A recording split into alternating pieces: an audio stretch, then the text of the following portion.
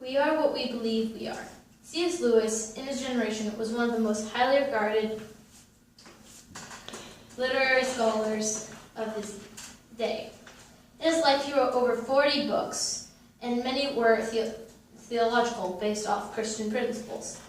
His first published book was actually a collection of poems called The Spirits in Bondage. He wrote many poems put into large volumes and such.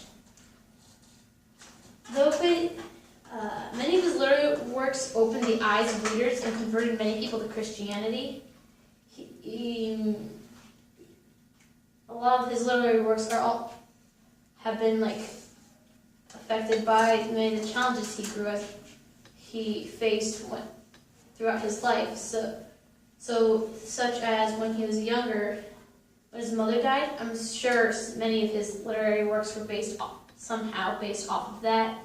Also, when he went to school, he had some very difficult teachers to deal with.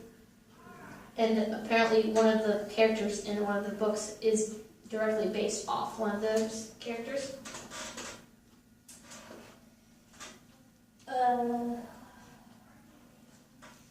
In his teenage years, actually, it might become surprising, but he actually stopped being a Christian. He set aside his Christianity and became an atheist. He wasn't directly against it, but he's just stopped believing in God. He is due to the bad influences of the schools and stuff he just had, and his mother dying. All that together just made him stop.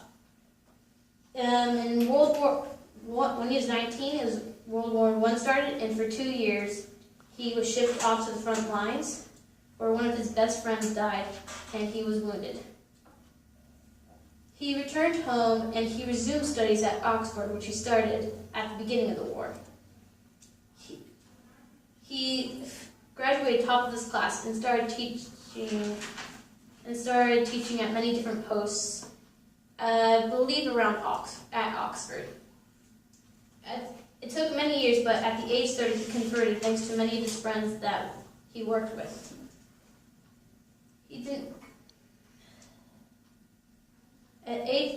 not get married until age 58, which is very late in life, in my opinion, but he married to actually someone he converted by his